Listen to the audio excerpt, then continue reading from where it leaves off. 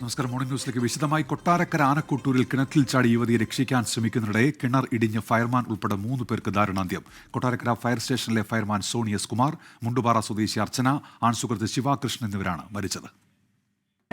സമയം ഏകദേശം ഒരു 1:30 ഈ സംഭവം ഉണ്ടാകുന്നത്.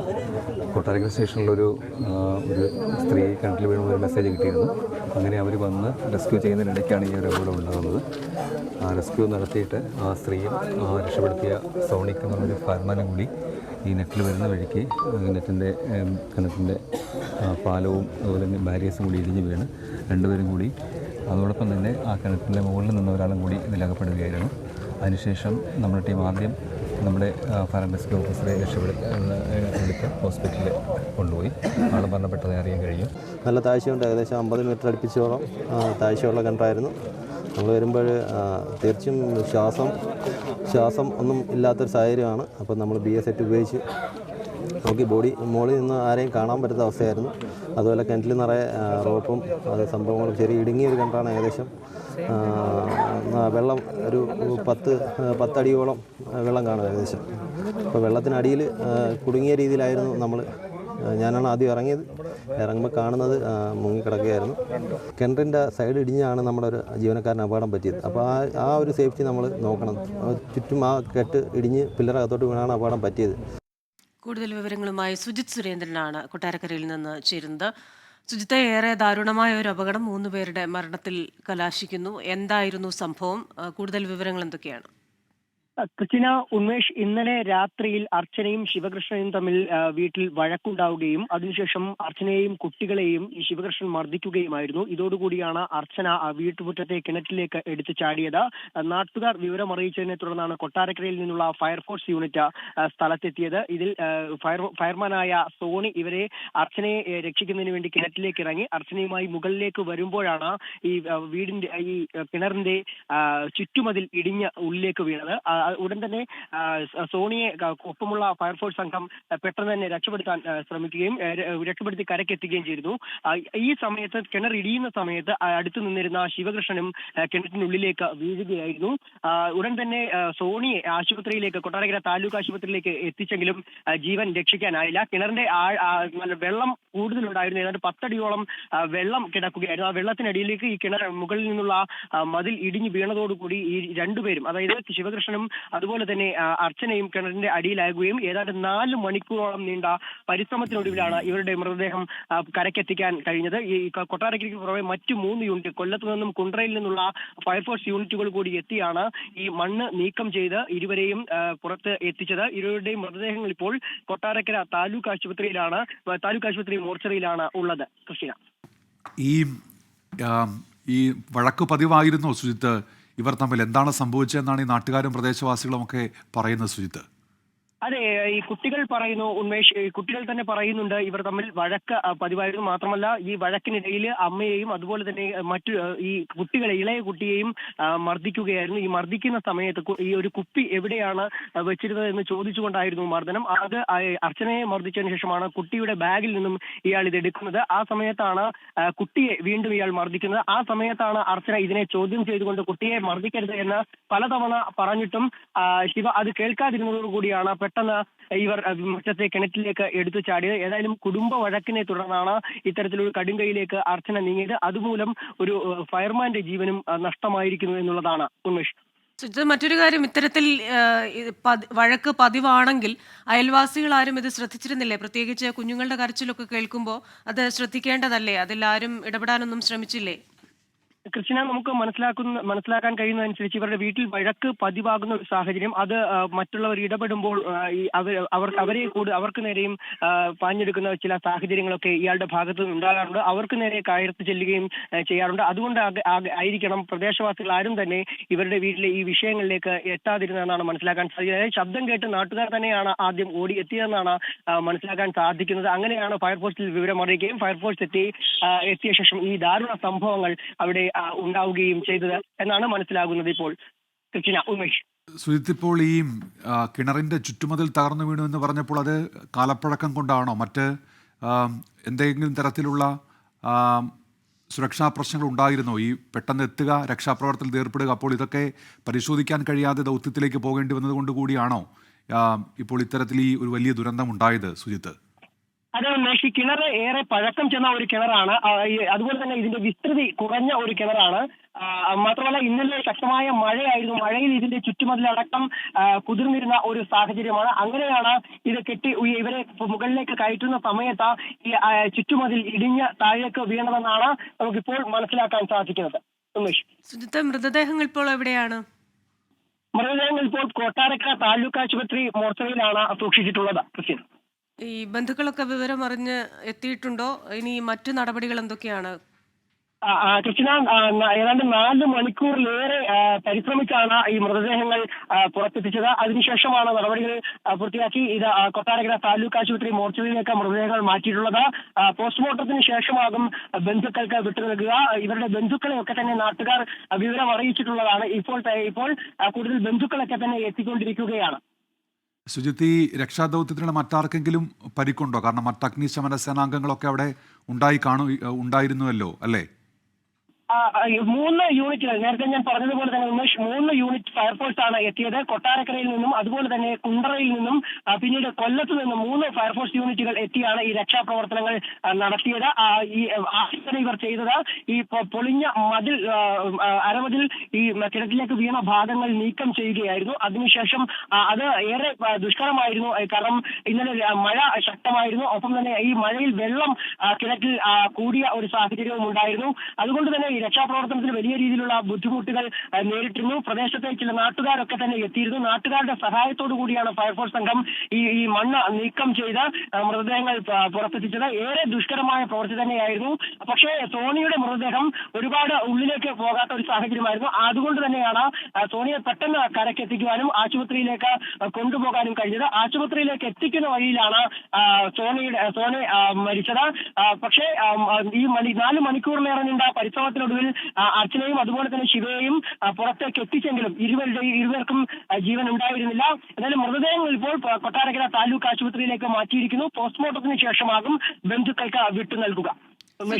ശിവകൃഷ്ണന്റെ ഒരു ഹിസ്റ്ററി എന്താണ്? ഇയാളുടെ ഒരു പശ്ചാത്തലത്തെ കുറിച്ചൊക്കെ നമുക്കിപ്പോൾ വിവരം ലഭിക്കുന്നുണ്ടോ? ഇപ്പോൾ ലഭ്യമാകുന്ന വിവരങ്ങൾ അനുസരിച്ച് ഇവർ തമ്മിലുള്ള പ്രശ്നങ്ങൾ പതിവായിരുന്നു. ഇവരുടെ ആൺ സുഹൃത്താണ് ശിവകൃഷ്ണൻ. 23 വയസ്സാണ് പ്രായം. 30 വയസ്സാണ് അർച്ചനയ്ക്കുള്ളത്. ഇവർ തമ്മിൽ ഒരുമിച്ച് താമസിച്ചു വരികയായിരുന്നു. 2 കുട്ടികളാണ് ഇവർക്കൊപ്പം ഉണ്ടായിരുന്നത്. അർച്ചനയുടെ 2 മക്കളും ഇവർക്കൊപ്പം ഉണ്ടായിരുന്നെന്നാണ് അറിയാൻ സാധിക്കുന്നത്. ആ കുട്ടികളുടെ സാന്നിധ്യത്തിലായിരുന്നു ഈ വഴക്കുകളൊക്കെ ഉണ്ടായതും. ഒപ്പം മദ്യക്കുപ്പിയുമായി ബന്ധപ്പെട്ടുള്ള ചില തർക്കങ്ങളാണ് ഈ ഏറ്റവും ഒടുവിൽ അവർ തമ്മിൽ വലിയ രീതിയിലുള്ള വഴക്കിലേക്ക് എത്തുകയും ചെയ്ത് കുട്ടിയെ മർദ്ദിക്കുകയും ചെയ്തു. ഈ കുട്ടിയെ മർദ്ദിക്കുന്നത് അർച്ചന തടഞ്ഞതോടു കൂടിയാണ്. അർച്ചന തടഞ്ഞപ്പോഴാണ് കൂടുതൽ പ്രകോപിതനായിക്കൊണ്ട് ശിവ ഇവരെ മർദ്ദിച്ചത്. അപ്പോഴാണ് അർച്ചന കിണറ്റിലേക്ക് എടുത്തു ചാടുന്ന ഒരു സാഹചര്യവും ഉണ്ടായത്. ഏതായാലും ഇവർ തമ്മിൽ വഴക്ക് പതിവായിരുന്നു. ഈ ശിവകൃഷ്ണൻ വീട്ടിൽ പ്രശ്നങ്ങൾ ഉണ്ടാക്കുന്നത് പതിവായിരുന്നു എന്നാണ് നമുക്ക് മനസ്സിലാക്കാൻ സാധിച്ചിട്ടുള്ളത്. സ്ഥിരം മദ്യപാനിയാണെന്നാണല്ലേ? സ്ഥിരം മദ്യപാനിയാണ്. ഇപ്പോൾ നമ്മൾ മനസ്സിലാക്കുന്നത് മദ്യം ലഭിക്കാത്തത് കൊണ്ട് ഉണ്ടായ പ്രകോപനത്തിൽ ചെയ്തതാണെന്നല്ലേ? അതെ, അത്തരത്തിൽ തന്നെയാണ് നമുക്കിപ്പോൾ ലഭ്യമാകുന്ന വിവരങ്ങൾ. അയാൾ ഈ ഒരു നിരന്തരം ലഹരി ഉപയോഗിച്ചുകൊണ്ടായിരുന്നു ഇയാൾ വീട്ടിൽ പ്രശ്നങ്ങൾ ഉണ്ടാക്കിയിരുന്നത് എന്നാണ് നമുക്ക് മനസ്സിലാക്കാൻ സാധിക്കുന്നത്. ഏതായാലും പുത്തൂർ പോലീസാണ് ആദ്യം സ്ഥലത്തെത്തിയത്. പുത്തൂർ പോലീസ് ഇതുമായി ബന്ധപ്പെട്ട് കൂടുതൽ അന്വേഷണങ്ങൾ നടത്തുകയാണ്. കൃഷ്ണ, സുജിത്ത്, ഇപ്പോൾ അവിടെ വലിയ തരത്തിൽ പരിശ്രമം വേണ്ടി വന്നു ഈ മൃതദേഹങ്ങൾ പുറത്തെടുക്കുന്നതിന് വേണ്ടി ഉൾപ്പെടെ. ദൃശ്യങ്ങളിൽ അത് വ്യക്തമാണ്. ഫയർഫോഴ്സ് സംഘമുണ്ട്, നാട്ടുകാരുണ്ട്. അപ്പോൾ ഈ 4.5 മണിക്കൂർ നീണ്ട പരിശ്രമം എന്ന് പറയുമ്പോൾ ഈ ചുറ്റുമതിൽ ഒന്നാകെ ഇടിഞ്ഞു വീഴുകയായിരുന്നോ സുജിത്ത്? അതെ ഉമേഷ്, ആദ്യം ഭാഗികമായിട്ടാണ് ഇത് ഇടിഞ്ഞു വീണത്. പിന്നീട് പിന്നെയും ഇടിഞ്ഞുകൊണ്ടിരുന്നതാണ് രക്ഷാപ്രവർത്തനത്തിന് ആദ്യം ഒരു ബുദ്ധിമുട്ടുണ്ടാക്കിയത്. ആ കുട്ടി തന്നെ നമ്മളോട് പറയുന്നുണ്ട് അവിടെ ഉണ്ടായിരുന്ന കാര്യങ്ങളൊക്കെ തന്നെ, എന്താണ് സംഭവിച്ചത് എന്നുള്ള കാര്യങ്ങൾ.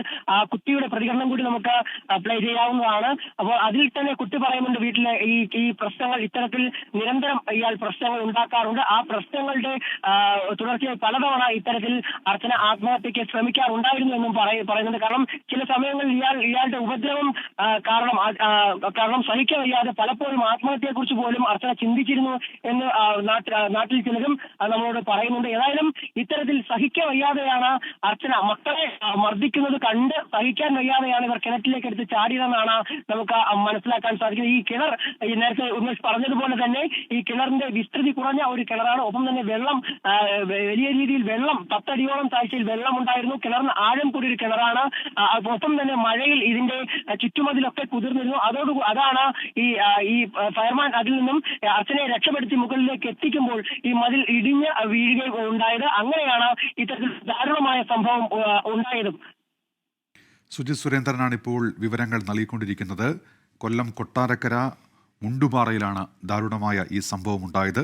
കിണറ്റിൽ ചാടിയ യുവതിയെ രക്ഷിക്കാൻ ശ്രമിക്കുമ്പോൾ കിണറിന്റെ ചുറ്റുമതിൽ ഇടിഞ്ഞു വീഴുകയായിരുന്നു. രക്ഷാദൗത്യത്തിന് എത്തിയ ഫയർമാൻ ഉൾപ്പെടെ 3 പേരാണ് ഈ ദുരന്തത്തിൽ മരിച്ചത്.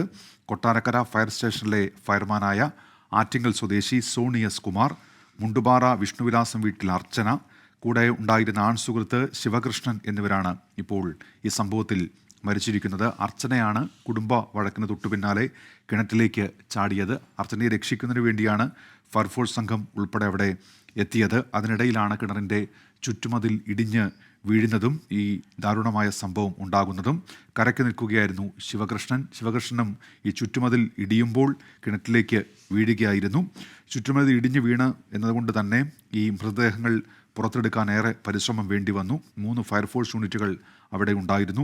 4 മണിക്കൂർ നീണ്ട പരിശ്രമത്തിന് ശേഷമാണ് ഈ മൃതദേഹങ്ങൾ പുറത്തെടുക്കാൻ കഴിഞ്ഞത്. മൃതദേഹങ്ങൾ ഇപ്പോൾ ആശുപത്രിയിലേക്ക് മാറ്റിയിട്ടുണ്ട്. പോസ്റ്റ്മോർട്ടം നടപടികൾ ഉൾപ്പെടെ പൂർത്തിയാക്കേണ്ടതുണ്ട്.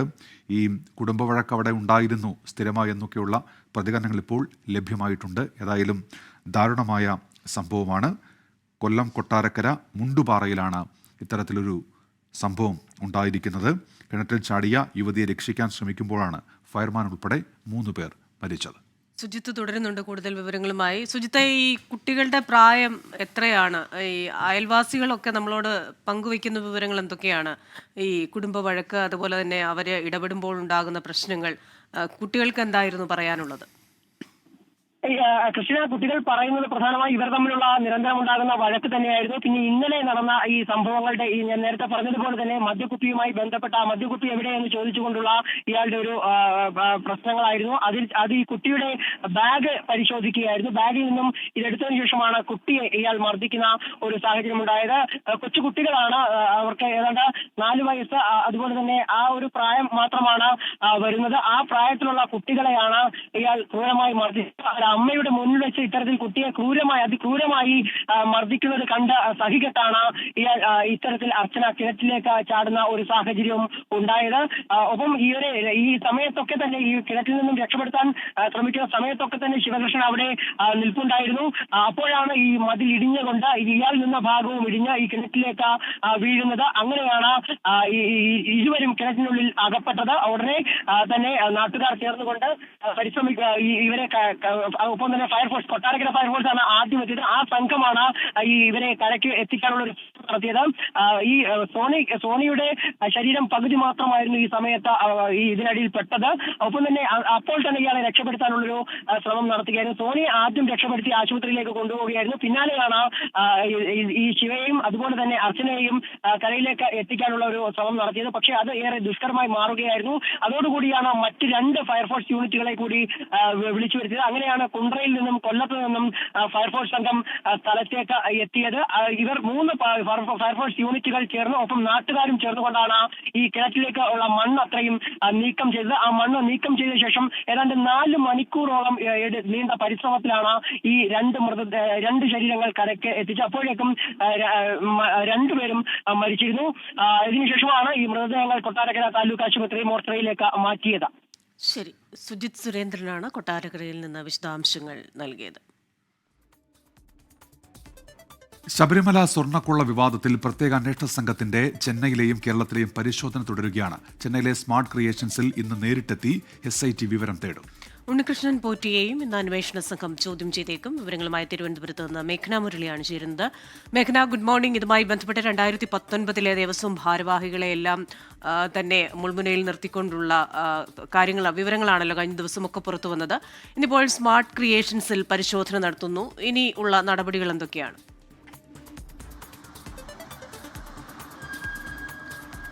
Good morning Christina, Unmesh. അതിൽ പ്രധാനമായും പ്രത്യേക അന്വേഷണ സംഘം അത് ക്രൈംബ്രാഞ്ച് കേസെടുത്തതിന് പിന്നാലെ അന്വേഷണം തുടങ്ങിക്കഴിഞ്ഞു. ഇന്നലെ തന്നെ സന്നിധാനത്തെത്തുകയും അന്വേഷണം നടത്തുകയും ചെയ്തതാണ്. അതിന് പിന്നാലെയാണ് ഈ കേസിൽ പ്രതി ചേർത്തിട്ടുള്ളവരെ കേന്ദ്രീകരിച്ച് വീണ്ടും ഒരു അന്വേഷണം ഇന്നും നടക്കാനിരിക്കുന്നത്. അതിൽ ഈ 2 FIR ഇട്ടാണ് ഇപ്പോൾ കേസ് അന്വേഷിക്കുന്നത്. അത് ഒന്ന് ദ്വാരപാലക ശില്പങ്ങളിലെ സ്വർണ്ണപ്പാളി മോഷണമാണ്. കൂടാതെ ഈ കട്ടിളപ്പടിയിലെ സ്വർണ്ണമോഷണവുമായി ബന്ധപ്പെട്ട് 2 കേസുകളായിട്ടാണ് ഇപ്പോൾ പ്രത്യേക അന്വേഷണ സംഘം കേസ് അന്വേഷിക്കുന്നത്. അതിൽ ഉണ്ണികൃഷ്ണൻ പോറ്റി 1-ാം പ്രതിയും അതുപോലെ തന്നെ മറ്റു ഉദ്യോഗസ്ഥർ, ദേവസ്വം വകുപ്പിലെ മറ്റു ഉദ്യോഗസ്ഥർ കൂട്ടുപ്രതികളുമാണ്. അതുപോലെ തന്നെ ദേവസ്വം ബോർഡും ഈ കട്ടിളപ്പടിയുമായി ബന്ധപ്പെട്ട കേസിൽ ദേവസ്വം ബോർഡും പ്രതിപട്ടികയിലുണ്ട്. അങ്ങനെ ഇവരെ കേന്ദ്രീകരിച്ചാണ് അന്വേഷണം നടത്തുന്നത്.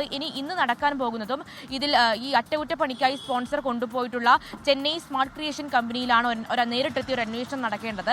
കൂടാതെ അതുമായി ബന്ധപ്പെട്ട് ഈ നേരത്തെ തന്നെ ഉണ്ണികൃഷ്ണൻ പോറ്റി വിവിധയിടങ്ങളിൽ ഈ സ്വർണ്ണപ്പാളി അടക്കം കൊണ്ടുപോവുകയും അത് പ്രദർശന വസ്തുവാക്കുകയും പണം പിരിക്കുകയും ചെയ്തു എന്നടക്കമുള്ള വിവരങ്ങൾ ഉണ്ടായിരുന്നു. അങ്ങനെ ബാംഗ്ലൂരും ഹൈദരാബാദും അടക്കമുള്ള സ്ഥലങ്ങളിൽ നേരിട്ടെത്തി ഒരു അന്വേഷണം നടത്താനും ഇപ്പോൾ പ്രത്യേക അന്വേഷണ സംഘം ലക്ഷ്യമിടുന്നുണ്ട്. ഇന്നലെ തന്നെ സന്നിധാനത്തെത്തുകയും അന്വേഷണം നടത്തുകയും ഈ ദ്വാരപാലക ശില്പങ്ങളടക്കം നേരിട്ട് പരിശോധിക്കുകയും ചെയ്തതാണ്. അതിന് പിന്നാലെയാണ് ഈ ചെന്നൈയിലടക്കം എത്തി ഒരു പരിശോധന നടത്താനിരിക്കുന്നത്. കൂടാതെ ഈ പ്രതിപട്ടികയിൽ ഉള്ള അല്ലെങ്കിൽ 1-ാം പ്രതിയായിട്ടുള്ള ഉണ്ണികൃഷ്ണൻ പോറ്റിയെയും ഇന്ന് ചോദ്യം ചെയ്തേക്കുമെന്നുള്ളതാണ് ഇപ്പോൾ ലഭിക്കുന്ന വിവരങ്ങൾ. കൂടാതെ ഈ അറസ്റ്റ് അടക്കമുള്ള കാര്യങ്ങൾ അത് വരും ദിവസങ്ങളിൽ അത് സാവധാനം മാത്രമേ അത് ചോദ്യം ചെയ്യലടക്കം കഴിഞ്ഞ് തെളിവെടുപ്പ് അടക്കം പൂർത്തിയാക്കി സാവധാനം മാത്രമേ ഉണ്ടാവുകയുള്ളൂ എന്നുള്ള കാര്യം കൂടി ഇപ്പോൾ അറിയുന്നുണ്ട്. ശരി, മേഘന മുരളിയാണ് തിരുവനന്തപുരത്ത് നിന്ന് വിവരങ്ങൾ നൽകിയത്. ശബരിമല സന്നിധാനത്തെ സ്ട്രോങ് റൂമിൽ ജസ്റ്റിസ് KT ശങ്കറിന്റെ നേതൃത്വത്തിലുള്ള പരിശോധന 3-ാം ദിനവും തുടരുന്നു. ചെന്നൈയിൽ നിന്ന് അറ്റകുറ്റപ്പണി പൂർത്തിയാക്കി കൊണ്ടുവന്ന സ്വർണ്ണപ്പാളികളുടെ പരിശോധനയാണ് ഇന്ന് പ്രധാനമായും നടക്കുക. AV ജയശങ്കറാണ് വിവരങ്ങളുമായി ഇപ്പോൾ ചേരുന്നത്. Jayashankar, good morning. ഈ പരിശോധന എന്ന് പൂർത്തിയാകും ജയശങ്കർ? നാളെയോടെയാണോ? Good morning Christina, Unmesh. സന്നിധാനത്ത് എന്തായാലും ജസ്റ്റിസ് KT ശങ്കരൻ കാര്യമായ പരിശോധനകളുമായി മുന്നോട്ട് പോവുകയാണ്. ഇന്നും ഈ ചെന്നൈയിൽ നിന്ന് അറ്റകുറ്റപ്പണി പൂർത്തിയാക്കി കൊണ്ടുവന്ന ദ്വാരപാലക പാളികളിലായിരിക്കും മൂല്യപരിശോധന നടത്തുക. കഴിഞ്ഞ ദിവസം ഈ പരിശോധനകൾ അവസാനിപ്പിച്ച് ആറന്മുളയിലേക്ക് എത്തണമെന്നായിരുന്നു ഇവരുടെ പദ്ധതി. പക്ഷേ കുറച്ചധികം സമയം പരിശോധനയ്ക്ക് വേണ്ടി വരുന്നതിനാൽ തന്നെ ഇന്നും പരിശോധന തുടരുമെന്നാണ് നമുക്ക് ലഭ്യമെന്ന വിവരം. എന്തായാലും 10 മണിയോടുകൂടി തന്നെ 3-ാം ദിന പരിശോധന ആരംഭിക്കും. ഇന്ന് വൈകിട്ടോടുകൂടി പരിശോധന അവസാനിപ്പിക്കാനാണ് നിലവിലെ ധാരണ. സ്മാർട്ട് ക്രിയേഷൻസ് പ്രതിനിധി ഉൾപ്പെടെയുള്ള ആളുകൾ നിലവിൽ സന്നിധാനത്ത് ഈ പരിശോധനയുടെ ഭാഗമാകുന്നുണ്ട്.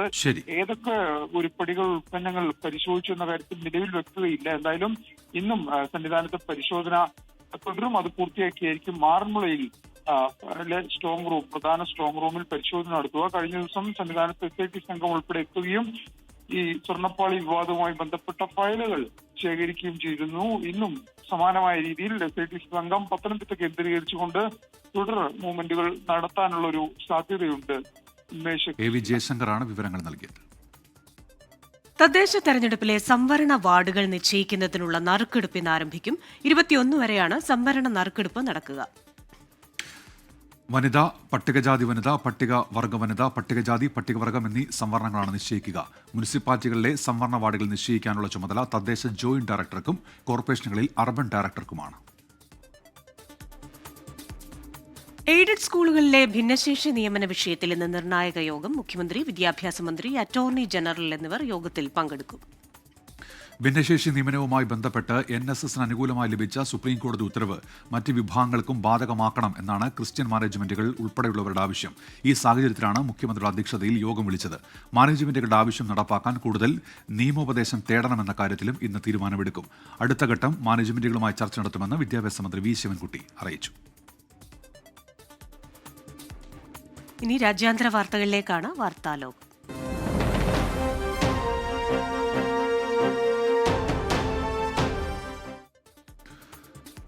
ഗസയിൽ ബന്ദിമോചനമുടൻ ജീവിച്ചിരിക്കുന്ന 20 ബന്ദികളെ ഹമാസ് കൈമാറും.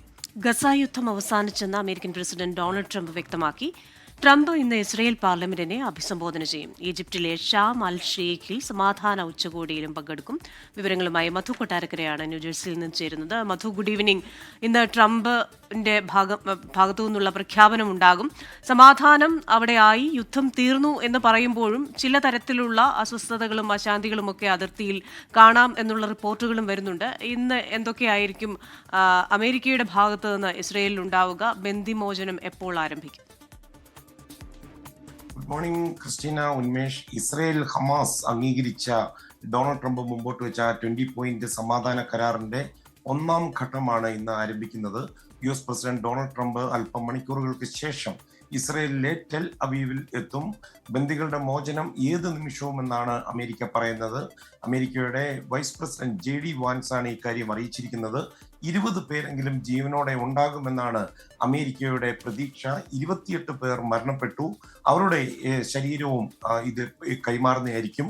ബന്ദികളെ 3 ബാച്ചുകളായിട്ട് വിട്ടയക്കുമെന്നാണ് അമേരിക്ക പ്രതീക്ഷിക്കുന്നത്. 2 ബാച്ചിനെ വ്യത്യസ്ത സ്ഥലങ്ങളിൽ നിന്ന് പ്രാദേശിക സമയം രാവിലെ 8 മണിക്ക് വിട്ടയക്കും.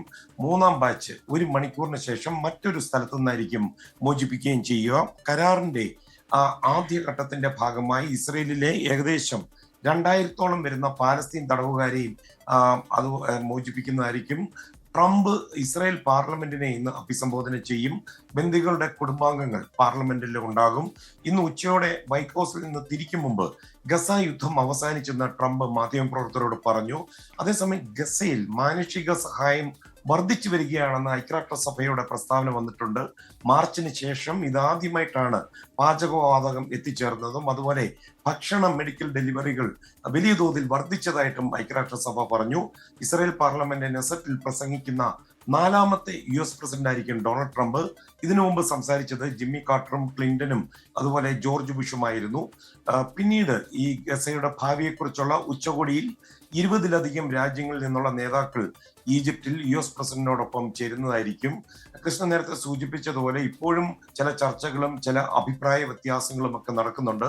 പ്രത്യേകിച്ച് ഹമാസിന്റെ മുൻനിരയിലുണ്ടായിരുന്ന ഇപ്പോൾ പാലസ്തീൻ തടവുകാരായിട്ട് ഇസ്രായേൽ ജയിലുകളിൽ കഴിയുന്ന ചില നേതാക്കളുടെ കാര്യത്തിൽ, വിട്ടയക്കുന്നവരുടെ കാര്യത്തിൽ തീരുമാനം ആകുന്നതിലുള്ള ചില പ്രശ്നങ്ങളാണിത്. കൃഷ്ണ, ഉന്മേഷ്.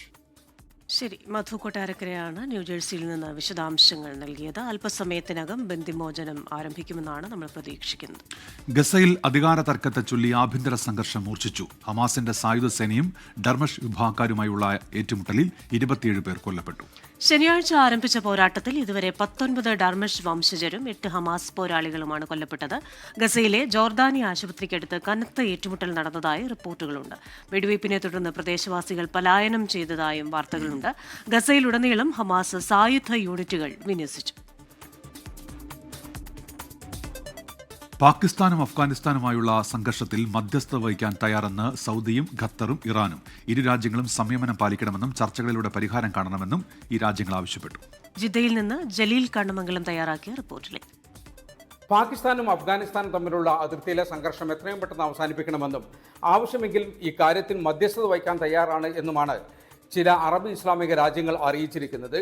പ്രത്യേകിച്ച് സൗദിയും ഇറാനും ഖത്തറുമൊക്കെ പാകിസ്ഥാനെയും അഫ്ഗാനിസ്ഥാനെയും ഇക്കാര്യം അറിയിച്ചിട്ടുണ്ട്.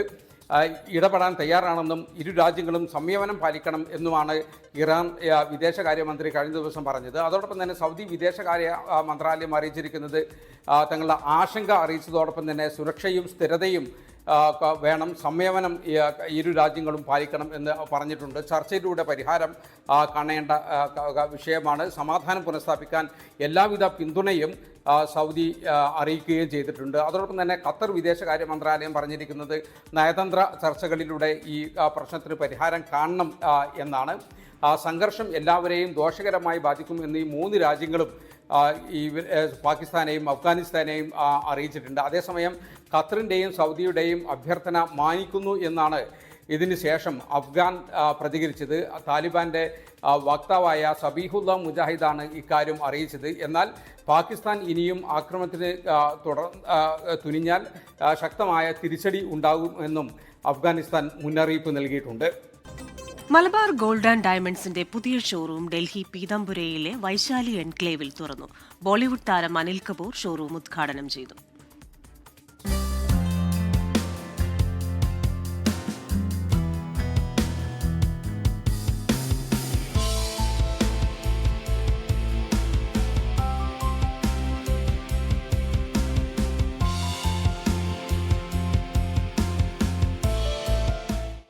ലോകത്തിലെ 5ാമത്തെ വലിയ ആഭരണ ശൃംഖലയായ മലബാർ ഗോൾഡ് ആൻഡ് ഡയമണ്ട്സ് രാജ്യതലസ്ഥാനത്തെ സാന്നിധ്യം കൂടുതൽ ശക്തിപ്പെടുത്തിക്കൊണ്ടാണ് 16ാമത്തെ ഷോറൂം പിതംപുരയിലെ വൈശാലി എൻക്ലേവിൽ തുറന്നത്. 9500 ചതുരശ്ര അടി വിസ്തൃതിയിൽ വ്യാപിച്ചു കിടക്കുന്നതാണ് ഷോറൂം. ബോളിവുഡ് നടനും ബ്രാൻഡ് അംബാസിഡറുമായ അനിൽ കപൂർ ഷോറൂം ഉദ്ഘാടനം ചെയ്തു. दिवाली की शुभकामनाएं देना चाहूँगा और खुश रहो, आबाद रहो और खुशियाँ बांटो and look after the family. Thank you so much.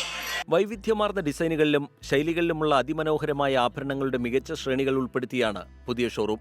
Malabar backward ഇൻ്റഗ്രേഷൻ്റെ ഭാഗമായിട്ട് ഓൺ മാനുഫാക്ചറിങ് യൂണിറ്റ്സ് കൂടുതൽ ഫോക്കസ് ചെയ്തുകൊണ്ട് നമ്മളെ ഇൻഹൗസ് തന്നെ ഡിസൈൻ ചെയ്യുകയും ഇൻഹൗസ് തന്നെ മാനുഫാക്ചർ ചെയ്യുകയും ചെയ്തിരിക്കുന്ന ഒരുപാട് കളക്ഷൻസ് പല ഷോറൂമുകളും ഈ ദിവാലിക്ക് മുമ്പേയും അതിന് ഒക്കെ ആയിട്ട് എത്തിയിട്ടുണ്ട്. ഈ സ്റ്റോറിലും നല്ല കളക്ഷൻസ് കാഴ്ചവെക്കാൻ പറ്റി. കാരണം ദിവാലി സീസൺ ആയതുകൊണ്ട് തന്നെ ഇവിടെ നമുക്ക് കസ്റ്റമർക്ക് സ്പെഷ്യൽ ഓഫറും ഉണ്ട്. അതുപോലെ തന്നെ ദിവാലി സ്പെഷ്യൽ കളക്ഷൻസും വളരെയധികം ഡിസ്പ്ലേ ചെയ്യാൻ പറ്റിയിട്ടുണ്ട്. India operations managing director O Asher, retail operations head PK Siraj, Malabar gold and ഡയമണ്ട്സിന്റെ north regional head NK Jishad തുടങ്ങിയവർ ചടങ്ങിൽ പങ്കെടുത്തു. 24 ഡൽഹി. മോർണിംഗ് ന്യൂസിൽ കൂടുതൽ വാർത്തകളിലേക്ക്. മുനമ്പം വിഷയത്തിൽ തുടർ നടപടി ചർച്ച ചെയ്യാൻ മുഖ്യമന്ത്രി വിളിച്ച യോഗമിന്ന്. വഖഫ് ഭൂമി വിഷയത്തിൽ ജസ്റ്റിസ് CN രാമചന്ദ്രൻ നായർ കമ്മീഷന്റെ ശുപാർശകളിൽ തുടർ നടപടി സ്വീകരിക്കുന്നതിന് മുന്നോടിയായാണ് യോഗം. ശുപാർശകൾ നടപ്പാക്കാനുള്ള നിർദ്ദേശങ്ങൾ യോഗം ചർച്ച ചെയ്യും. S. ശ്യാംകുമാറാണ് കൊച്ചിയിൽ നിന്ന് വിവരങ്ങളുമായി ഇപ്പോൾ ചേരുന്നത്. ശ്യാം, എപ്പോഴാണ് യോഗം? വിവരങ്ങൾ ശ്യാം. ഇന്ന് രാവിലെയാണ് മുനമ്പം വിഷയത്തിൽ മുഖ്യമന്ത്രിയും മന്ത്രി P. രാജീവും മുനമ്പം സമരസമിതി അംഗങ്ങൾ ഉൾപ്പെടെയുള്ളവർ പങ്കെടുക്കുന്ന യോഗം നടക്കുന്നത്. മുനമ്പം സമരത്തിൽ കഴിഞ്ഞ ദിവസം വന്ന ഹൈക്കോടതി വിധിയുടെ കൂടി അടിസ്ഥാനത്തിലാണ് യോഗം നടക്കുക.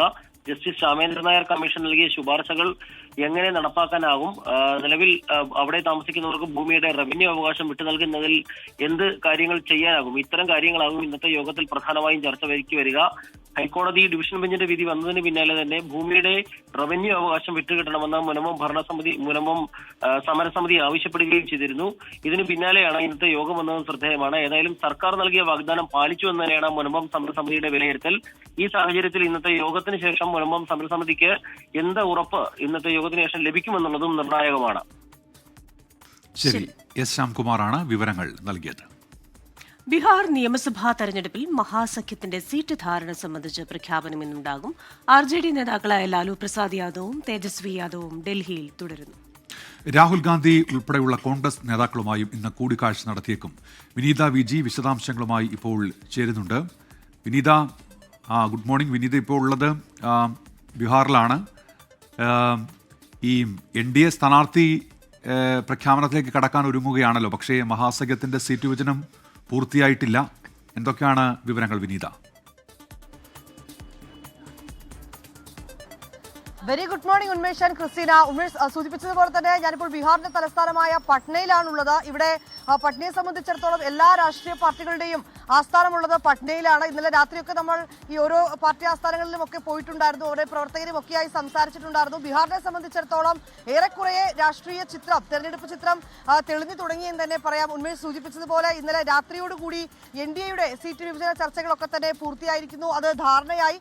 ഇനി അടുത്തത് ഒരു സ്ഥാനാർത്ഥി പ്രഖ്യാപനത്തിലേക്ക് അടക്കം NDA ഉടൻ തന്നെ കടന്നേക്കുമെന്നുള്ളത് തന്നെയാണ്.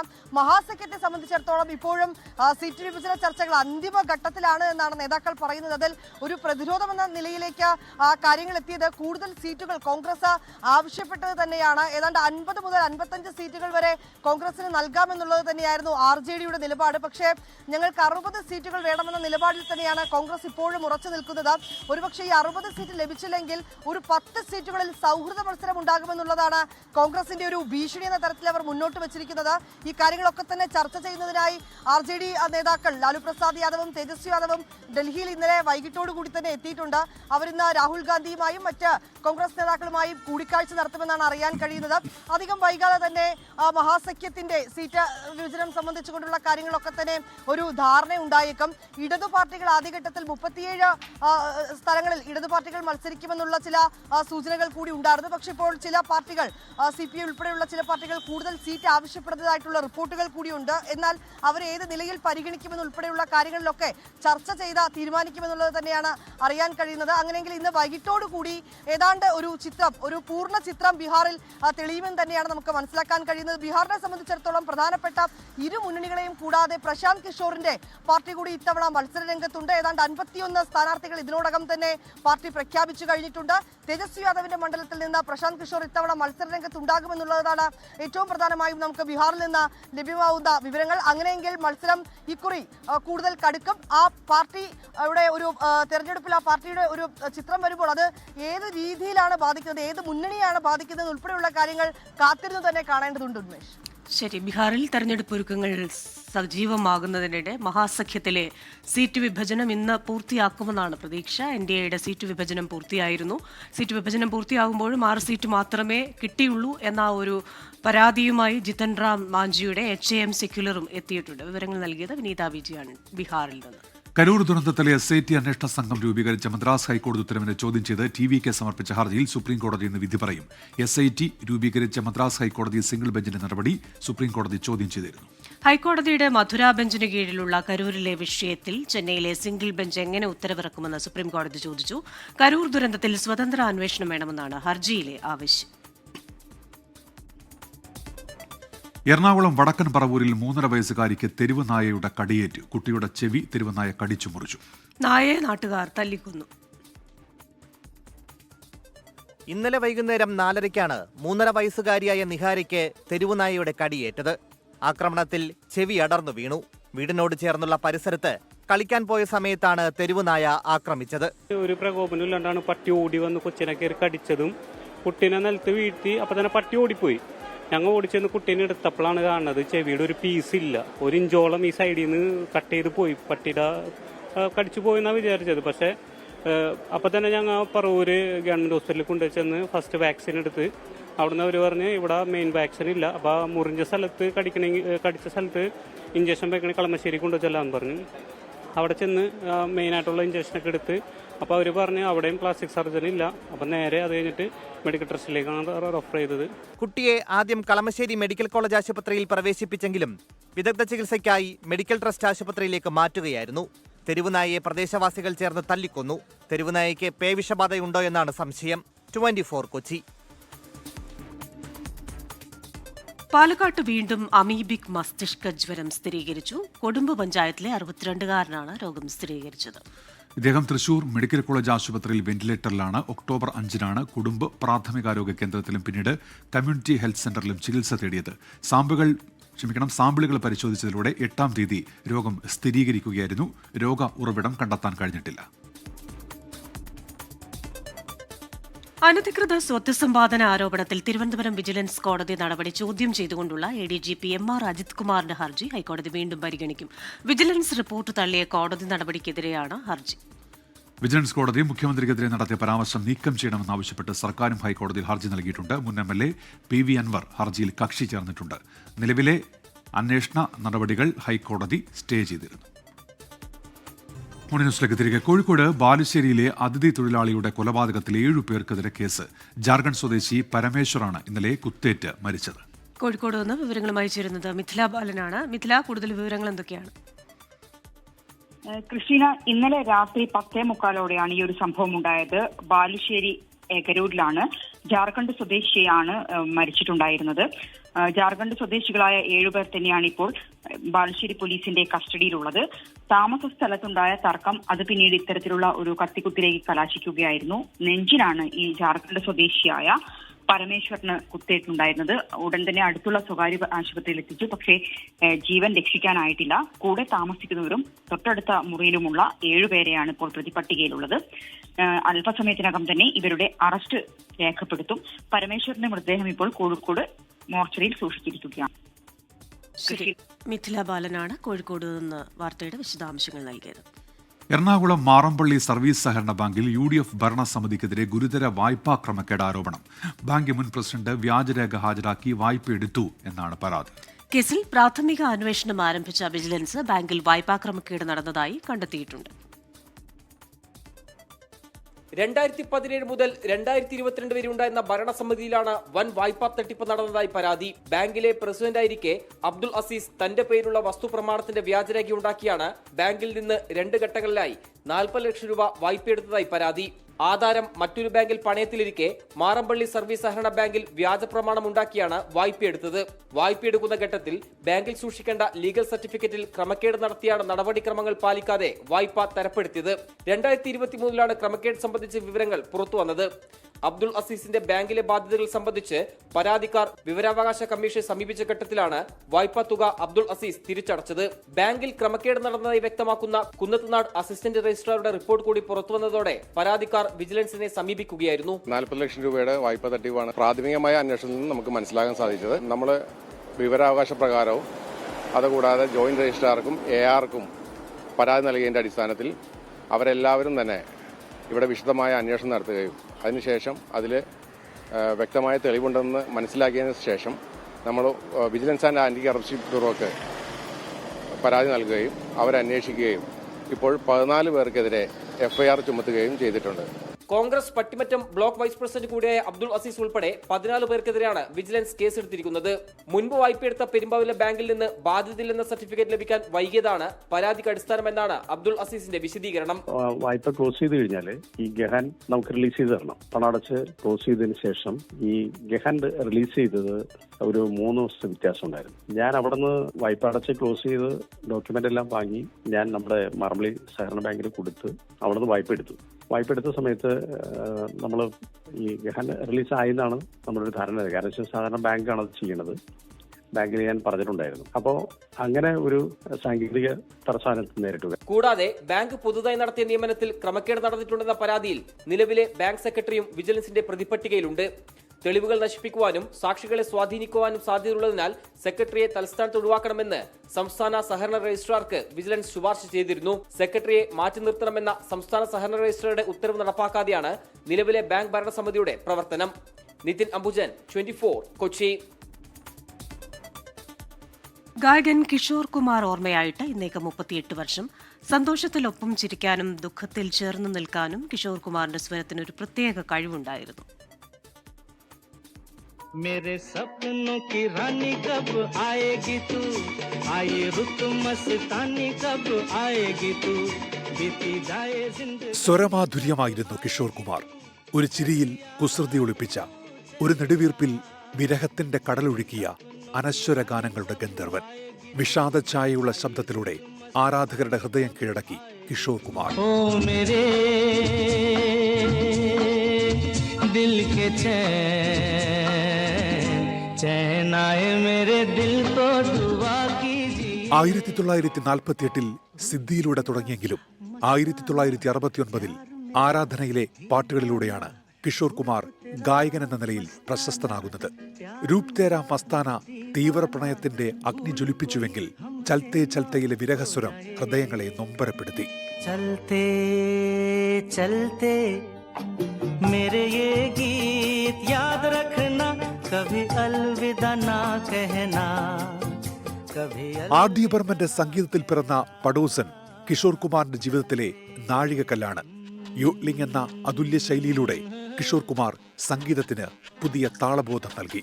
मेरे सामने वाली खिड़की में एक चांद का टुकड़ा रहता. ബോളിവുഡ് സൂപ്പർ സ്റ്റാർ രാജേഷ് ഖന്നയുടെ സിനിമകൾക്ക് കിഷോർ പാടിയ ഗാനങ്ങൾ ഒന്നൊന്നായി ഹിറ്റ് ചാർട്ടുകളിൽ ഇടം പിടിച്ചു. അമിതാഭ് ബച്ചന്റെയും പ്രിയ ഗായകനായി Kishore Kumar. My name is Anthony Gonsalves. Really?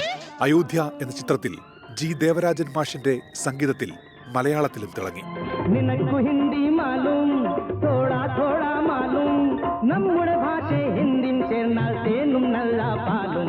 കാലം എത്ര കഴിഞ്ഞാലും ഭാവദീപ്തമായ ഗാനങ്ങളിലൂടെ ആ അതുല്യ ഗായകൻ ജനഹൃദയങ്ങളിൽ ജീവിക്കും. ഹൃദയതന്ത്രികളെ ഉണർത്തിയ മാന്ത്രിക ഗായകന് 24ന്റെ സ്മരണാഞ്ജലി. Research desk 24. पूरा कागज था ये मन मेरा, लिख लिया नाम इस पे तेरा. കൊട്ടാരക്കര മുണ്ടുപാറയിൽ കിണറ്റിൽ ചാടി യുവതിയെ രക്ഷിക്കാൻ ശ്രമിക്കുന്നതിനിടെ കിണറിടിഞ്ഞ് ഫയർമാൻ ഉൾപ്പെടെ 3 പേർക്ക് ദാരുണാന്ത്യം. കൊട്ടാരക്കര ഫയർ സ്റ്റേഷനിലെ ഫയർമാൻ സോണി എസ് കുമാർ, മുണ്ടുപാറ സ്വദേശി അർച്ചന, സുഹൃത്ത് ശിവകൃഷ്ണൻ എന്നിവരാണ് മരിച്ചത്. ആദ്യം ഈ മാമനാണെങ്കിൽ ഞങ്ങൾ അവിടെ കിടക്കുമായിരുന്നു. അപ്പൊ ഈ മാമനാണെങ്കിൽ കുപ്പി എന്തി എന്ന് പറഞ്ഞ അമ്മേനെ ഇട്ട് അടിച്ച്. അപ്പൊ അമ്മ കരഞ്ഞ്. അപ്പൊ അമ്മ പറഞ്ഞു കൊടുത്തു, ഈ മാമൻ കുടിച്ചിട്ട് എന്തിനാ കുപ്പി ഒളിപ്പിച്ച് വെച്ചെന്ന് പറഞ്ഞ് അമ്മേനായിട്ട് കുറെ തല്ലി. അമ്മയുടെ ചെകുത്തിയിലൊക്കെ അടിച്ച് പല്ലി കമ്പി ഇട്ടായിരുന്നു. അപ്പൊ ഈ മാംസം വായില് ഇതിനകത്ത് കൊണ്ടുപോയി ചോര വന്ന് പിന്നെ അമ്മയുടെ മുടി പിടിച്ച് വലിച്ചഴിച്ച് കട്ടിലിന്റെ മണ്ടേന്ന് താഴോട്ട്. അത് കഴിഞ്ഞിട്ട് എൻ്റെ അനിയത്തിയുടെ ബാഗ് കുടഞ്ഞിട്ട് അതിനകത്ത് സ്റ്റീൽ കുപ്പി വെച്ച് എൻ്റെ അനിയത്തിനെ അടിക്കാൻ വന്ന. അത് കഴിഞ്ഞിട്ട് അമ്മ പറഞ്ഞ് കൊച്ചിനെ അടിക്കലും എന്ന് പറഞ്ഞ അമ്മ അടിയും കൊണ്ട് പിന്നെ അമ്മ തെള്ളിയിട്ട് ഓടിച്ചെന്ന് കെന്തി ചാടി. അത് കഴിഞ്ഞിട്ട് ഫയർഫോഴ്സിനെയൊക്കെ വിളിച്ച് പിന്നെ ഇറക്കി. പിന്നെ വലിച്ച് കയറ്റാൻ നേരം ഈ കിണർ ഇടിഞ്ഞ് വീണ് നല്ല താഴ്ചയുണ്ട്. തീർച്ചയായും ശ്വാസം ഒന്നും ഇല്ലാത്തൊരു സാഹചര്യമാണ്. അപ്പം നമ്മൾ BA സെറ്റ് ഉപയോഗിച്ച് നമുക്ക് ബോഡി മുകളിൽ നിന്ന് ആരെയും കാണാൻ പറ്റാത്ത അവസ്ഥയായിരുന്നു. അതുപോലെ കിണറ്റിൽ നിറയെ റോപ്പും അത് സംഭവങ്ങളും ചെറിയ ഇടുങ്ങിയൊരു കിണറാണ്. ഏകദേശം വെള്ളം ഒരു 10 അടിയോളം വെള്ളം കാണും ഏകദേശം. അപ്പോൾ വെള്ളത്തിനടിയിൽ കുടുങ്ങിയ രീതിയിലായിരുന്നു ഞാനാണ് ആദ്യം ഇറങ്ങിയത്. ഇറങ്ങുമ്പോൾ കാണുന്നത് മുങ്ങിക്കിടക്കുകയായിരുന്നു. കിണറിൻ്റെ സൈഡ് ഇടിഞ്ഞാണ് നമ്മുടെ ഒരു ജീവനക്കാരന് അപകടം പറ്റിയത്. അപ്പോൾ ആ ഒരു സേഫ്റ്റി നമ്മൾ നോക്കണം. ചുറ്റും ആ കെട്ട് ഇടിഞ്ഞ് പില്ലറകത്തോട്ട് വീണാണ് അപകടം പറ്റിയത്. സുജിത് സുരേന്ദ്രൻ അവിടെ നിന്ന് ചേരുന്നുണ്ട്. സുജിത്ത് ഇപ്പോൾ അവിടെ എത്തിച്ചേർന്നിട്ടുണ്ട്. ആരോടെങ്കിലും ഒക്കെ സംസാരിക്കാനുള്ള ഒരു സാഹചര്യം ഉണ്ടായി കാണുമല്ലോ. വളരെ വേദനിപ്പിക്കുന്ന അനുഭവങ്ങളാണല്ലോ ആ ചെറിയ കുഞ്ഞു പറഞ്ഞിരിക്കുന്നത്. അതേ ക്രിസ്റ്റീന, തീർച്ചയായും ഈ സ്ഥലത്തെത്തി ആ വീട് കാണുമ്പോൾ തന്നെ അറിയാം, വീടിൻ്റെ തൊട്ട് മുന്നിലായിട്ടാണ് ആ കിണറുള്ളത്. ആ കിണറിൻ്റെ ഭാഗികമായതിൻ്റെ വശം ഇടിഞ്ഞ് വീണിരിക്കുന്നു. നമുക്ക് കാണാൻ സാധിക്കും. അതിൻ്റെ സമീപത്ത് ഒരു സ്ലാബ് പോലെ ഒരു ഭാഗമുണ്ട്. ഏതാണ്ട് 35 അടിയിലേറെ താഴ്ചയാണ് ഉള്ളത്. വലിയ ആഴമേറിയ കിണറാണ് ഇത്. ഈ കിണറ്റിലേക്കാണ് അർച്ചന എടുത്തു ചാടിയത്. ഈ ചാടിയ സമയത്താണ് ഉടൻ തന്നെ ശിവകൃഷ്ണൻ ഇവിടേക്ക് എത്തി. ഒപ്പം ഇത് കണ്ട് കൂടുതൽ ആളുകളൊക്കെ തന്നെ ഇവിടേക്ക് എത്തിയായിരുന്നു. ഉടൻ തന്നെ ഫയർഫോഴ്സിനെ വിവരം അറിയിക്കുകയായിരുന്നു. കൊട്ടാരക്കരയിൽ നിന്നുള്ള ഫയർഫോഴ്സ് സംഘമാണ് എത്തി രക്ഷാപ്രവർത്തനം നടത്തിയത്. ആ സമയത്താണ് ഇവർ ഈ അർച്ചനയെ കരയിലേക്ക് എടുത്ത് മുകളിലേക്ക് എത്തുന്ന സമയത്താണ് ഇതിന് താഴെ ഈ അരമതിൽ ഇടിഞ്ഞ് താഴേക്ക് വീണത്, ഇവരുടെ മുകളിലേക്ക് വീണത്. അപ്പോൾ തന്നെ ഈ സോണിയെ രക്ഷപ്പെടുത്താൻ ഫയർഫോഴ്സിന് ആയി.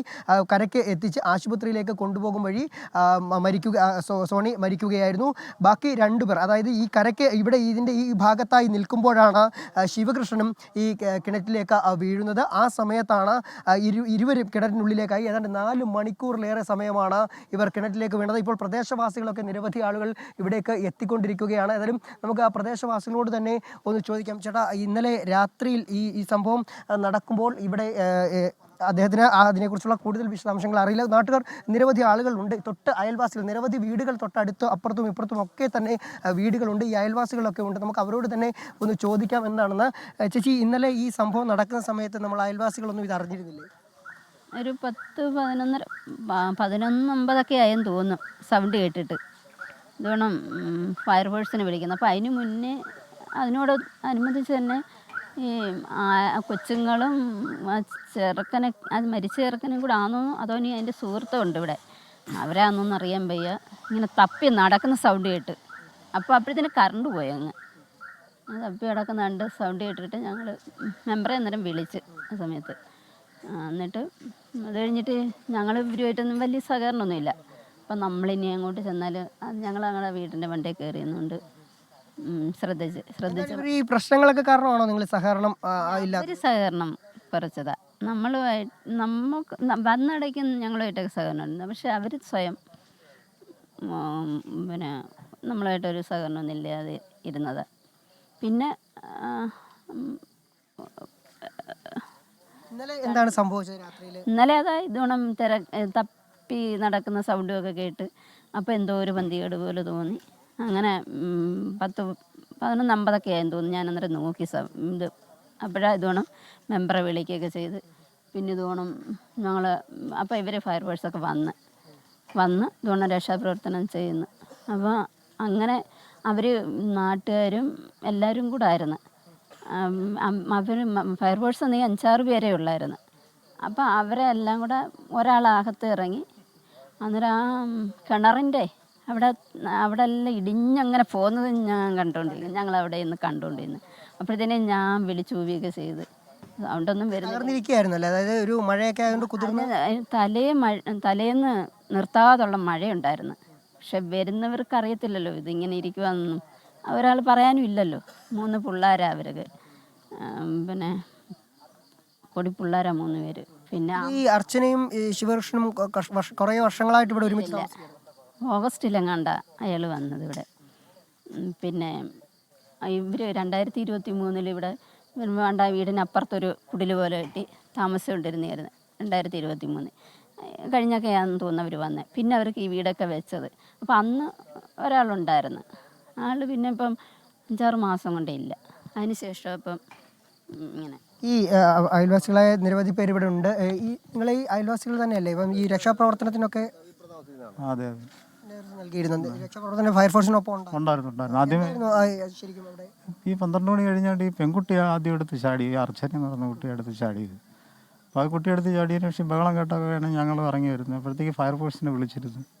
ഫയർഫോഴ്സ് പറഞ്ഞിട്ടുണ്ട്. അത് ഫയർഫോഴ്സ് അത് കൊട്ടാരക്കര യൂണിറ്റ് അവർ വന്ന് രക്ഷാപ്രവർത്തനത്തിൽ ഒരു ദിവസം റോപ്പ് കെട്ടി ഈ കിണറിൻ്റെ റിങ്ങിൻ്റെ മുകളിൽ ഈ പാലം ഉണ്ടല്ലോ, അതായത് പൈപ്പിനകത്ത് കെട്ടിയിട്ടാണ് അയാൾ ഇറങ്ങി ഈ അർച്ചന എന്ന് പറയുന്ന കുട്ടിക്ക് എത്ര ജീവനുണ്ട്, കയ്യോ കാലോ കുടിച്ചിട്ടേ ഉള്ളൂ. അത് കരച്ചിലൊക്കെ നമ്മൾക്ക് കേൾക്കാൻ വരും. അപ്പോൾ അതിനെ വലയ്ക്കകത്താക്കി മേളിലോട്ട് കയറ്റി പിടിച്ച് ഞങ്ങളെല്ലാം പിടിച്ച് കയറ്റുമായിരുന്നു. അപ്പോഴാണ് ഈ ശിവകൃഷ്ണൻ എന്ന് പറയുന്ന കൂടെ ഇപ്പം മരിച്ചില്ലേ, അദ്ദേഹം സൈഡിൽ നിന്ന് ടോർച്ച് തെളിച്ച് കൊടുത്തുകൊണ്ട് വന്നതാണ്. അപ്പോൾ അദ്ദേഹത്തിനോട് മാറി നിൽക്കാൻ പറഞ്ഞായിരുന്നു. അപ്പോൾ ഈ കിണറിൻ്റെ റിങ്ങും തൂണും എല്ലാം കൂടെ ഒന്നിച്ച് ഇടിഞ്ഞപ്പം ഈ സൈഡിൽ നിന്ന് ഈ ശിവകൃഷ്ണയും കൂടെ ഉള്ളിൽ പോയി. അപ്പോൾ 3 പേര് അതിനകത്ത് അകപ്പെട്ടു. ആദ്യം ഫയർഫോഴ്സുകാരനെ പിടിച്ച് കയറ്റി. കാരണം അതിൽ റോപ്പൊക്കെ ഉണ്ടായതുകൊണ്ട് ഞങ്ങളെല്ലാം അവിടെ പിടിച്ച് കയറ്റി. അന്നേരം തന്നെ ആ യൂണിറ്റ് അയാളെ കൊണ്ട് ഹോസ്പിറ്റലിലേക്ക് പോയി. അയാളെ രക്ഷപ്പെടുത്താൻ പോയി. ഏറെക്കുറെ മുകളിലേക്ക് എത്തിച്ചിരുന്നു. അതെ കുറേ പിടിച്ച് കയറ്റിയിരുന്നു. ഈ മഴയും വെളിച്ചക്കുറവൊക്കെ ഒരു പ്രതികൂല കറണ്ടില്ലായിരുന്നു ഒരു പ്രധാന തടസ്സമായിരുന്നു. രക്ഷാപ്രവർത്തനം വലിയ ബുദ്ധിമുട്ടായിരുന്നു. എന്നാലും കുഴപ്പമില്ല, അവരുടെ കയ്യിലൊക്കെ ടോർച്ച് വലിയ പവർ ലൈറ്റൊക്കെ ഉണ്ടായിരുന്നു. അപ്പോഴത്തേക്ക് അവർ തന്നെയാണ് കുണ്ടറയ്ക്കും കൊല്ലത്തേക്കും വിളിച്ചത്. അപ്പം കൂടുതൽ ഫയർഫോഴ്സ് യൂണിറ്റ് വന്ന് വളരെ സാഹസപ്പെട്ട അവർ പാലമൊക്കെ ഉണ്ടാക്കി അയാളെ ആദ്യം നിരന്തരം ഈ പ്രശ്നങ്ങൾ ഉണ്ടാകാറുണ്ട്. ചെറിയ പ്രശ്നങ്ങളൊക്കെ അവർ വീട്ടിലുണ്ടാവുമെന്ന് പറഞ്ഞു. നമ്മൾ സഹകരണക്കുറവുണ്ടായിട്ടുണ്ട്. ഈ ശിവകൃഷ്ണൻ മദ്യപിച്ചിരിക്കുന്ന ഒരു ശാലം ഇന്നലെ മദ്യപിച്ചിട്ടുണ്ടായിരുന്നു. അതുകൊണ്ടാണ് അദ്ദേഹത്തോട് ഈ ഫയർഫോഴ്സ് യൂണിറ്റ് പറഞ്ഞത്. അയൽവാസികൾ കാണാറുണ്ടോ ഇവർ തമ്മിലുള്ള പ്രശ്നങ്ങൾ? ഇല്ലില്ല, അങ്ങനെയുള്ള വീട്ടിൽ പ്രശ്നങ്ങൾ ഉണ്ടാറുണ്ടെന്നാണ് പറയുന്നത്. അതേ കൃഷ്ണ ഉന്മേഷ്, ഈ വീട്ടിൽ പ്രശ്നങ്ങൾ പതിവായിരുന്നു എന്നാണ് പറയുന്നത്. പ്രത്യേകിച്ച് ഇയാൾ മദ്യപിച്ച് വഴക്കുണ്ടാക്കുന്നത് പതിവായിരുന്നു ഈ പ്രദേശത്ത്. ചില ആളുകൾക്കൊക്കെ അക്കാര്യങ്ങൾ അറിയുമായിരുന്നു. ഇവർ കുറച്ച് നാളായി ഈ വീടിന് പിന്നിലൊരു കുടിൽ പോലെ ഒരു വീടുണ്ട്. ആ വീട്ടിലായിരുന്നു ഇവർ താമസിച്ചിരുന്നത്. ഇവിടെ നിർമ്മാണം പുരോഗമിച്ചുകൊണ്ടിരിക്കുന്ന ഒരു വീടാണ്. ഈ വീട്ടിൽ ഈ വീട്ടിൽ താമസിക്കുന്ന സമയത്താണ് കഴിഞ്ഞ ദിവസം ഇന്നലെ രാത്രിയിൽ ഇവർ തമ്മിലൊരു ചില പ്രശ്നങ്ങൾ ഉണ്ടാവുകയും ഇവരെ ക്രൂരമായി അർച്ചനയെ മർദ്ദിക്കുകയുമായിരുന്നു. അർച്ചനയെ മർദ്ദിക്കുന്നതിനിടയിൽ ഈ കുട്ടികൾ തടസ്സം പിടിക്കുകയും ചെയ്തു. മദ്യക്കുപ്പിയെ ചോദിച്ചുകൊണ്ടായിരുന്നു ഇയാൾ മർദ്ദിച്ചത്. അതിനുശേഷം കുട്ടിയെ മർദ്ദിക്കുന്നത് കണ്ട് സഹിക്കവയ്യാതെയാണ് ഇവർ ഈ കിണറ്റിലേക്കെടുത്ത് ചാടിയതെന്നാണ് നമുക്ക് മനസ്സിലാക്കാൻ സാധിച്ചിട്ടുള്ളത്. അങ്ങനെ ഈ രക്ഷാപ്രവർത്തനത്തിന് ആ സമയത്ത് ഇവിടെ നാട്ടുകാരൊക്കെ എത്തി ഫയർഫോഴ്സിനെ വിളിക്കുകയും ചെയ്തു. ഫയർഫോഴ്സ് എത്തി റോപ്പ് കെട്ടി താഴേക്ക് ഇറങ്ങുകയായിരുന്നു. ഇതിനൊരു തൂണിൽ ഈ കെട്ടിയാണ് ഇറക്കിയത്. ഈ സമയത്താണ് ഇത് പൊട്ടി താഴേക്ക് ഇവർ വീഴുന്നത്. അതിനുശേഷം സോണിയെ കരയ്ക്ക് എത്തിച്ച് ആശുപത്രിയിലേക്ക് കൊണ്ടുപോകും വഴി തന്നെ അവിടെ മരണപ്പെടുകയായിരുന്നു. അതുപോലെ ഏതാണ്ട് 4 മണിക്കൂറിലേറെ പരിശ്രമിച്ചാണ് അർച്ചനയുടെയും അതുപോലെ തന്നെ ശിവയുടെയും മൃതദേഹങ്ങൾ കരയ്ക്ക് എത്തിച്ചത്. ഏതായാലും 3 മൃതദേഹങ്ങളും ഇപ്പോൾ കൊട്ടാരക്കര താലൂക്ക് ആശുപത്രി മോർച്ചറിയിലാണ് ഉള്ളത്. കൃഷ്ണ ഉന്മേഷ്. സുജിത്ത്, ഇപ്പോൾ ആ നാട്ടുകാർ പറയുന്നുണ്ടായിരുന്നു, ആ ചേച്ചി പറഞ്ഞത് ഈ കാലപ്പഴക്കം ഉണ്ടായിരുന്നു. പക്ഷേ പെട്ടെന്ന് വന്ന രക്ഷാപ്രവർത്തനം നടത്തുമ്പോൾ ഫയർഫോഴ്സിന് അതൊന്നും ശ്രദ്ധിക്കാൻ കഴിയില്ല. അപ്പോൾ ഈ തലേദിവസം പെയ്ത മഴയുണ്ട്, അതിനെ തുടർന്ന് ആ ചുറ്റുമതിലൊക്കെ കുതിർന്നിരിക്കുകയായിരുന്നു. അതുകൊണ്ട് കൂടിയാണല്ലോ ഈ ദുരന്തം ഉണ്ടായത്. മറ്റ് പ്രതികരണങ്ങൾ ആ സംഭവ സ്ഥലത്ത് ഉണ്ടായിരുന്ന മറ്റാരെങ്കിലും ഉണ്ടോ സുജിത്ത്, നേരത്തെ രക്ഷാദൗത്യത്തിലുണ്ടായിരുന്ന ചേട്ടൻ കൂടിയാണല്ലോ സംസാരിച്ചത് സുജിത്ത്. അതെ ഉന്മേഷ്, അന്നേരം ഇപ്പോൾ ഈ സംഭവ സമയത്ത് ഇവിടെ എത്തി രക്ഷാപ്രവർത്തനങ്ങൾക്ക് നേതൃത്വം നൽകിയ ഫയർഫോഴ്സിനൊപ്പം ഉണ്ടായിരുന്ന ചില ആളുകളുടെ പ്രതികരണമാണ് നമ്മൾ തേടിയത്. അവർ പറഞ്ഞതും ഇങ്ങനെ തന്നെയാണ്. മാത്രമല്ല, ഇവർ തമ്മിലുള്ള പ്രശ്നങ്ങൾ പതിവായിരുന്നു. അതുകൊണ്ട് തന്നെ ഇവർക്ക് പ്രദേശവാസികളുമായൊന്നും അധികം ബന്ധമില്ലായിരുന്നു. നാട്ടുകാരുമായിട്ടൊക്കെ അധികം സഹകരണം ഇല്ലാത്ത ആളുകളായിരുന്നു ഇവരെന്നാണ് മനസ്സിലാക്കാൻ സാധിക്കുന്നത്. അങ്ങനെ തന്നെയാണ് അയൽവാസികളും പറയുന്നത്. പ്രധാനമായും തൊട്ട് മുന്നിലുള്ള വീട്ടിലെ ആളുകളുമായി പോലും സഹകരണമില്ലായിരുന്നു. ആദ്യം അവരിവിടെ എത്തുന്ന സമയത്ത് സഹകരിക്കുമായിരുന്നെങ്കിലും പിന്നീട് അവർ തന്നെ ഈ സഹകരണം കുറച്ചു എന്നാണ് പറയുന്നത്. ഏതായാലും വലിയൊരു ദുരന്തം അറിഞ്ഞുകൊണ്ടാണ് ഈ ഞെട്ടിക്കുന്ന ഈ ദുരന്ത വാർത്ത കേട്ടുകൊണ്ടാണ് ഇന്ന് മുണ്ടുപാറയിലെ ആളുകൾ ഉണർന്നിട്ടുള്ളത്. ഏതായാലും ഈ നാട്ടുകാരിൽ ചില അമ്മമാരൊക്കെ തന്നെ ഇവിടെ നിൽപ്പുണ്ട്. അമ്മ, ഇന്നലെ എപ്പോഴാണ് ഈ സംഭവം അറിഞ്ഞത്? അറിഞ്ഞൂടാ, ഞാൻ ഇവിടെ അയലത്തുള്ളതാ, അങ്ങുള്ളതാ. ഇത് തന്നെയാണ് ഉന്മേഷ്, ഈ ആളുകൾ ആരും പ്രതികരിക്കാൻ പലരും തയ്യാറാകുന്നില്ല. കാരണം ഇവരുമായി ആളുകൾക്ക് അധികം സഹകരണമൊന്നും തന്നെ ഇല്ലാത്ത ആളുകളാണ്. ഏതായാലും ഇയാൾ ശിവ സ്ഥിരമായി മദ്യപിക്കുന്ന ആളാണ്, മദ്യപിച്ച് വീട്ടിൽ പ്രശ്നങ്ങൾ ഉണ്ടാക്കുന്ന ആളാണ് എന്നാണ് പറയുന്നത്. ഇവർ ഒരുമിച്ച് താമസിക്കുകയായിരുന്നു കാലങ്ങളായി. ഇതിൽ 23 വയസ്സാണ് ഈ ശിവയുടെ പ്രായം. അർച്ചനയ്ക്ക് ഏതാണ്ട് 33ഓളം വയസ്സ് പ്രായമുള്ള ആളാണ്. എന്താണ് ചേട്ടാ, ഇന്നലെ ഇവിടെ അറിഞ്ഞിവിടെ എത്തിയിരുന്നാണോ അതോ? അല്ല, ഞങ്ങൾ ഇപ്പോഴേ അറിഞ്ഞിട്ട് വരുന്നത്. ഇന്നലെ ഇപ്പോൾ രാവിലെ TV കണ്ടപ്പോഴാണ് അറിയുന്നത്, റിപ്പോർട്ട് ചാനൽ കണ്ടപ്പോഴാണ് ഇത് അറിയുന്നത്. അങ്ങനെ ഓടിച്ചോണ്ട് വന്നത്. സംഭവം നമ്മൾ കണ്ടിട്ടില്ലല്ലോ. എപ്പോഴും അറിയാവുന്ന ആളുകളാണ് ഇവരെ ഞാൻ കണ്ടിട്ടില്ല ഇവിടെ. ഇപ്പോഴാണ് അറിയുന്നത്. അടുത്തിടെ താമസിക്കാൻ വന്നേ അവര്. ഇത് തന്നെയാണ്, ആളുകൾക്ക് ഇവരെക്കുറിച്ചൊന്നും വലിയ ധാരണയില്ല. ഇവർ ഇവിടെ വന്ന് താമസിക്കുന്ന ആളുകളാണെന്നാണ് പലരും പറയുന്നത്. അങ്ങനെ ഇവിടെ താമസിക്കുന്ന സമയത്ത് ഇവരുടെ ഇടയിൽ പ്രശ്നങ്ങൾ സ്ഥിരമായിരുന്നു എന്നും ആളുകൾ പറയുന്നുണ്ട്. അയൽവാസികളായ ചില സ്ത്രീകളൊക്കെ ഉണ്ട് ഇവിടെ. നമുക്ക് ചോദിക്കാം, ഈ അർച്ചനയെ നേരത്തെ അറിയാവുന്ന ആളാണോ അതോ ഇവർ താമസമായിട്ടുണ്ട്? 3 വർഷമായി. അതുകൊണ്ട് അന്നേരം ഇതിലെ ഞങ്ങളുടെ വീട് ഇച്ചിരി അപ്പുറത്താ. അതിൽ പോകുന്നതും വരുന്നതും ഒക്കെ കാണുന്നതേ ഉള്ളൂ. അല്ല, കുറച്ച് നാൾ ഇവിടെ ഇല്ലായിരുന്നു. ഹോം നേഴ്സായിട്ട് എവിടെയോ ജോലിക്ക് പോയിരുന്നു അർച്ചന. പിന്നെ അവക്കുള്ള ഭർത്താവൊക്കെ ഞങ്ങളുടെ വീട്ടിൽ വന്ന് ഈ വീട് വെച്ചപ്പം ഞങ്ങളുടെ വീടിൻ്റെ അകത്ത് കയറി സാമ്പിളൊക്കെ നോക്കി അടുക്കളയൊക്കെ എങ്ങനെ അയച്ചിന്ന് കാണട്ടെ, അതുപോലെ എനിക്കും വിൽക്കാനാന്ന് പറഞ്ഞൊക്കെ ആദ്യത്തെ ഭർത്താവ്. അപ്പോൾ ഈ മരിച്ച ചെറുക്കനല്ല, വേറെ ഒരാളായിരുന്നു. ശിവകൃഷ്ണനുമായിട്ട് താമസം തുടങ്ങിയിട്ട് എത്ര നാളായി? അതൊന്നും നമുക്ക് കറക്റ്റ് അറിയത്തില്ല. ഇവിടെ താമസിക്കുമ്പോൾ അർച്ചനയുടെ ആദ്യ ഭർത്താവിനൊപ്പമായിരുന്നു വീട് താമസം. ബാക്കിലൊരു ഷെഡ് വെച്ചാൽ അവരിവിടെ താമസം തുടങ്ങിയത്. പിന്നെ ഈ പഞ്ചായത്തിൻ്റെ വീടൊക്കെ കിട്ടിയത്. പിന്നെ വീടൊക്കെ വെച്ചിട്ട് ഇപ്പോൾ അവർ താമസമായിട്ട് അതിന് വേണ്ടി നാളായില്ല. ഇതിനകത്ത് താമസമായിട്ട് അതിന് വേണ്ടി നാളായില്ല. അർച്ചന പിണങ്ങി പോയിട്ട് 6 മാസമായെന്ന് പറയുന്നു. അർച്ചന നിങ്ങളുമായിട്ടൊക്കെ സഹകരണമുള്ള പ്രത്യേകിച്ച് വലിയ അടുപ്പമൊന്നുമില്ല. അങ്ങോട്ടോ ഇങ്ങോട്ടോ പോകുന്ന കാണുമ്പം മിണ്ടും. പിന്നെ ഞങ്ങൾ പാല് കാച്ച് പറഞ്ഞ് അന്നേരം ഈ അർച്ചനയും ഭർത്താവൊക്കെ വീട്ടിൽ വന്ന് അങ്ങനെയൊക്കെയുള്ള സഹകരണമേ ഉള്ളൂ. നമ്മൾ നേരം വെളുത്ത് ജോലിക്ക് പോവും, അവർ അവരുടെ ജോലിക്ക് പോവും. പിന്നെ നമുക്ക് പെട്ടെന്ന് കാണാനും എടുക്കാനൊന്നും ഉള്ള സമയം കിട്ടത്തില്ല. കൃഷ്ണനെ പറ്റി അറിയാവുന്ന ഒരു വിവരവും ഇല്ല. ഒന്നും അറിയാൻ വയ്യ. ഇങ്ങനെ കാണാറുണ്ടോ? ഇവിടെ വന്ന് ഇതിലെ ഞാൻ പറഞ്ഞില്ല, ഇങ്ങനെ പാസ് ചെയ്യുന്നത് കാണാം. ഇന്നലെ ഉച്ചയ്ക്കും ഇങ്ങോട്ട് കയറി പോരുന്നത് ഞാൻ കണ്ടു. വേറെ ഒരു പെണ്ണും ഉണ്ടായിരുന്നു. ആ ഒരു പെൺകൊച്ചെന്ന് പറഞ്ഞാൽ അത് സംസാരിക്കുന്നതൊന്നും മലയാളമല്ല, ബംഗാളി. ബാക്കിലൊരു കൊച്ചുണ്ടായിരുന്നു. ആ കൊച്ചിനോട് തിരിഞ്ഞ് നിന്ന് ഹിന്ദിയിലാണ് സംസാരിക്കും, ബംഗാളി ഭാഷയിൽ. അന്നേരം ഞാൻ പറഞ്ഞത് എന്തൊക്കെ അപ്പുറത്തെ വീട്ടിൽ ഞാനും ഒക്കെ സംസാരിച്ച് ഞാൻ പറയുന്നത് എന്തൊക്കെ അവൾ ബംഗാളി ഭാഷയൊക്കെ പറയുന്നത്. അന്നേരം ഈ പുറകെ വന്ന പെൺകൊച്ചിന് മനസ്സിലായി, ഞങ്ങൾ പറയുന്നത് ആ കൊച്ചിന് മനസ്സിലായി. ഇവൾ ഒന്നും അനങ്ങാതിഞ്ഞ് പോരുന്നു. അങ്ങനെ ഒരു പെണ്ണും ചെറുക്കനുമായിട്ട് ഇന്നലെ ഉച്ചയ്ക്കും ഇങ്ങോട്ട് കയറിപ്പോരുന്നു. ചോദിക്കുമ്പോൾ പറഞ്ഞ മക്കളെ ആങ്ങളെയാന്നൊക്കെയാ പറയുന്നത്, നമുക്കറിയത്തില്ലല്ലോ. ആങ്ങളെയാന്നാ പറയുന്നത്. ഇവിടെ താമസം ഇയാൾ ഒരുമിച്ചായിരുന്നു? ഇപ്പം 2-3 മാസം കൊണ്ട് ഇവിടെ ഉണ്ട്. ഇവർ തമ്മിൽ പ്രശ്നങ്ങൾ ഉണ്ടാകുന്നതല്ലോ നമുക്ക് അറിയത്തില്ലല്ലോ. ഇയാൾ മദ്യപിച്ചിട്ട് ആണോ വരാറുള്ളത്? ഈശ്വരനെ കാണുമ്പോൾ അല്ല, നടന്ന് വരുമ്പോഴൊന്നും നമുക്ക് നോർമലായിട്ടാണ് വരുന്നതൊന്നും കാണാൻ. അങ്ങനെയുള്ള മദ്യപിച്ചിട്ടോ ഒരാളോട് അനാവശ്യങ്ങൾ പറഞ്ഞ് അങ്ങനെയൊന്നുള്ള ഒരു സ്വഭാവം നമ്മൾ കണ്ടിട്ടില്ല. എവളും അങ്ങനെ തന്നെ. ഒരുപാട് അവിടെ ആ പഞ്ചായത്ത് കണ്ടിൽ നിന്നായിരുന്നു ഇവർ വെള്ളം എടുത്തുകൊണ്ടിരിക്കുന്നത്. നേരത്തെ ഈ വെള്ളമില്ല, പിന്നെ ഇവർ കുഴിപ്പിച്ചപ്പോൾ ഇത് ഈ വെള്ളമായത്. അന്നേരം വെള്ളം എടുക്കാനൊക്കെ വരുമ്പോൾ പഞ്ചായത്ത് കണ്ടി വെള്ളം കുറവാണെങ്കിൽ ഞങ്ങളുടെ വീട്ടിൽ ശരി സുജിത്ത്, ഏതായാലും ദാരുണമായ സംഭവമാണ് ഇപ്പോൾ ഉണ്ടായിരിക്കുന്നത്. സുജിത് സുരേന്ദ്രൻ വിവരങ്ങൾ നൽകുകയായിരുന്നു. മോർണിംഗ് ന്യൂസിന്റെ സമയം പൂർണ്ണമാവുകയാണ്. ഇനി കാണാം good morning with R Sreekandan Nair. നമസ്കാരം. ലോകത്തെവിടെയായാലും ഏത് സമയത്തും 24 വാർത്തകളും ഓഗ്മെന്റഡ് റിയാലിറ്റി പാക്കേജുകളും എക്സ്പ്ലെയിനറുകളും വിശദമായി കാണാൻ ഞങ്ങളുടെ യൂട്യൂബ് ചാനൽ നിങ്ങൾക്ക് സബ്സ്ക്രൈബ് ചെയ്യാം.